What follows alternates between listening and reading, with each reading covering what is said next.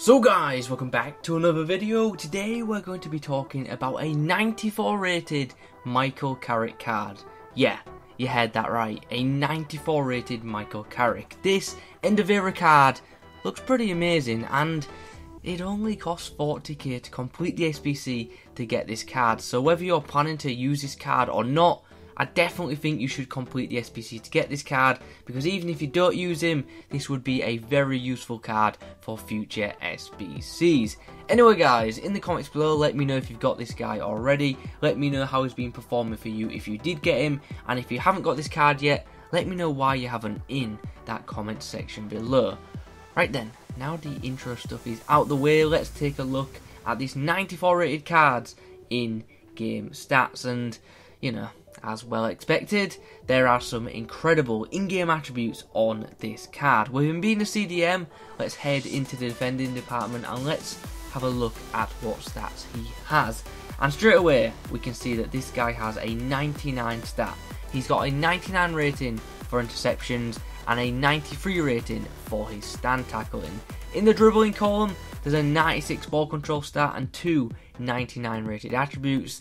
He does only have 70 agility though, which, you know, isn't obviously ideal. Passing wise, 99 vision, 99 short passing, 99 long passing.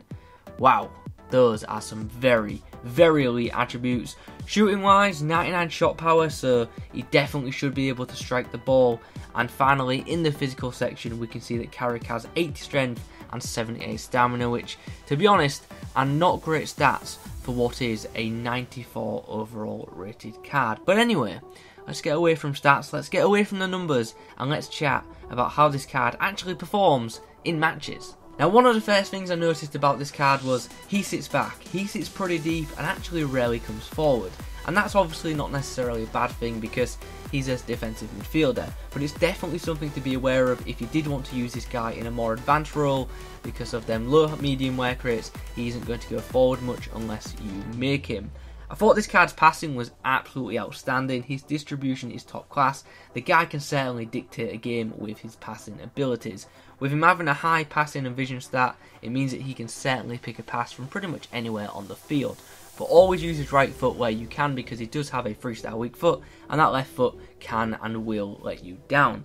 Shooting wise, I was pretty happy with Carrick, to be honest. He scored a couple of good goals for me when I did bring him forward. His shot accuracy isn't anything special, but when this guy gets a shot on target, it's more than likely going to end up in the back of the net. The dribbling on this card was alright. It wasn't as good as I'd hoped, to be honest. I think he's let down by his agility, and also his in-game dribbling isn't actually that great. But his first touch was great and he protects the ball very well. Obviously, with him being a CDM, you shouldn't be dribbling with him too much. The card has 70 pace, which in the grand scheme of things is not bad at all. But with us being so late in FIFA now, most teams you come up against are going to feature very quick and elite level players.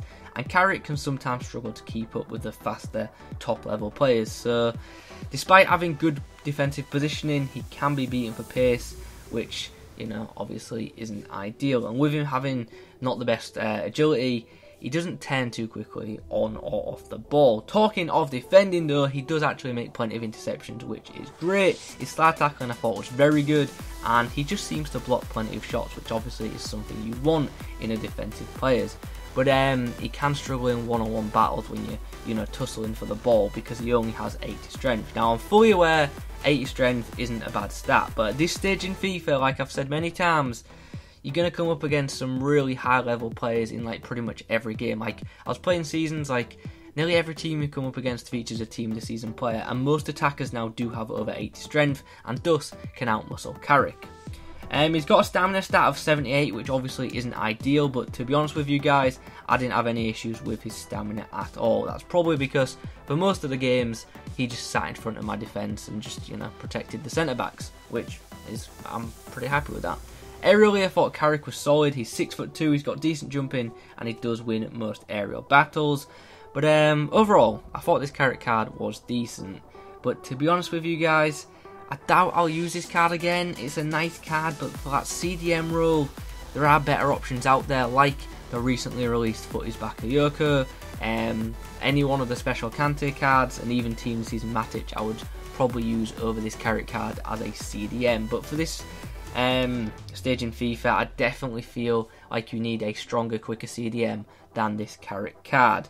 I think this card though could be utilised pretty well as a centre mid rather than a DM, and that way you can get the most out of his elite level passing, because his passing is absolutely brilliant. But do be aware, if you do use him as a centre mid, he's going to sit quite deep. With all that being said, is this Carrick card worth getting?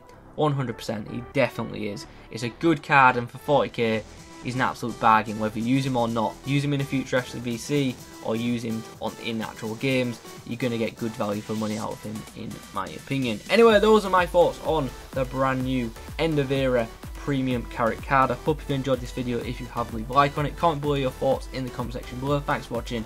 I'll catch you in the next one.